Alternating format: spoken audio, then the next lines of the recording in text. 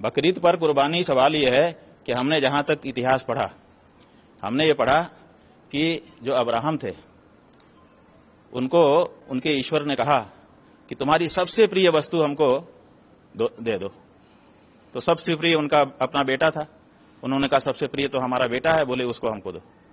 तो वो छुरी लेकर के अपने बेटे को लेकर के गए प्रभु के स्थान पर और मन को कड़ा किया कि प्रभु से बढ़कर मेरे लिए कुछ नहीं है, मेरी परीक्षा का ये समय है।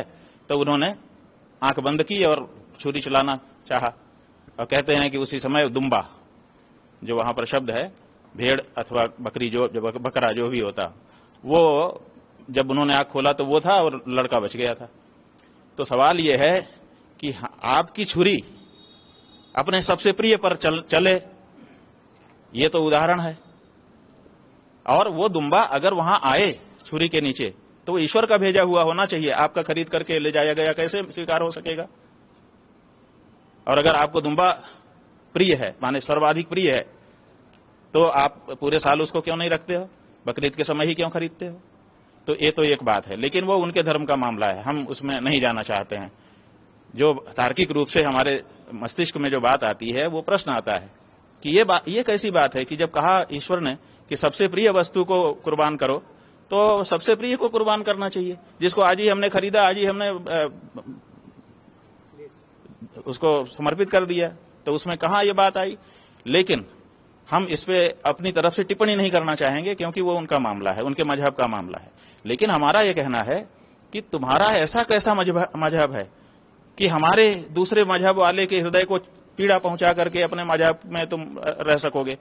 गाय हमारी माता है और बहुत बड़ी आस्था हमारी उसके साथ जुड़ी हुई है। तो आप हमारे ही देश में रह रहे हो। हमारे देश मतलब आपका भी देश है, हमारा ही है, ऐसा हम नहीं कह रहे हैं, लेकिन हमारा भी है, आपका भी है। तो हम भी हमारा कहेंगे, आप भी आप हमारा कहेंगे। तो हमारे देश में आप रह करके और हमारे को ही चोट पहुंचा रहे हो, हमारी गाय को और हमारे बछड़े बैल को काट करके कुर्बानी के नाम पर। तब कभी ईश्वर नहीं खुश होता है ऐसे काम से कि किसी को चोट पहुंचा करके, किसी को दुख पहुंचा करके आप ये करो। तो हम इसीलिए उस मजहब को मानने वाले जो लोग हैं उनके साथ बिना किसी प्रकार की घृणा द्वेष के उनसे अनुरोध करना चाहते हैं कि आपको जो करना है अपने धर्म का पालन करने के लिए करिए, लेकिन हमको चोट पहुंचाने वाला काम करेंगे तो वो आपका धर्म नहीं होगा, ऐसा हम समझते हैं। नहीं, केक भी नहीं, खबरदार, ये नहीं हो सकता है। आप मूर्ति को भी अगर जिबह करेंगे तो वो भी हमको पीड़ा पहुंचाएगा। आप चित्र को भी अगर फाड़ेंगे वो भी हमको पीड़ा पहुंचाता है। जब प्रधानमंत्री का पुतला फूंका जाता है तो क्यों पुलिस वाले FIR करते हैं पुतला फूंकने वाले के ऊपर? कागज ही तो जलाते हैं, पुआल ही तो थोड़ा सा जलाते हैं, लेकिन फिर उनके ऊपर तो FIR हो जाती है। क्यों हो जाती है? तो आप, कोई भाजपा का नेता ऐसा कैसे कह सकता है कि आप पुतला बना करके जिबह कर दीजिए? ये नहीं, ये भी उतना ही गलत है जितना प्रत्यक्ष है। इसलिए सच्चाई ये है कि आपको अपने धर्म के अनुसार जीना चाहिए। आपके धर्म में जितना हमने पढ़ा है, आपने भी पढ़ा ही होगा, वहां ये कहा गया है कि जो सबसे प्रिय वस्तु है वो हमको न्यौछावर करिए।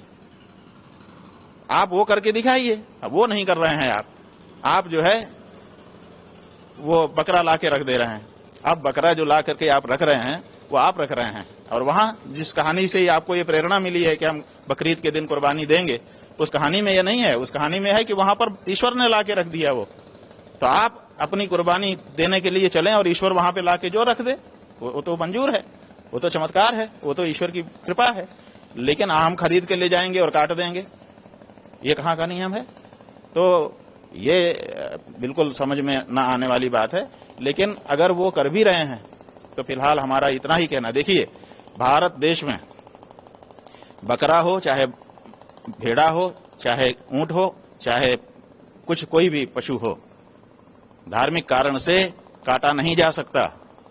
ये जो धार्मिक कारण से ये लोग कह रहे हैं ना हम कुर्बानी देंगे, भारत के कानून के विरुद्ध है और भारत की सरकार की असफलता है ये कि भारत की सरकार इसको नहीं रोक सकती है। हमारे यहाँ भी वैदिक यज्ञ होते हैं, उनमें पशु आलभन होता है, उसको तो बंद कर दिया पूरे देश में। कोई पंडित नहीं कर सकता आज की तिथि में कि धार्मिक कारण से आप बलिदान नहीं कर सकते। तो फिर ये क्यों हो रहा है?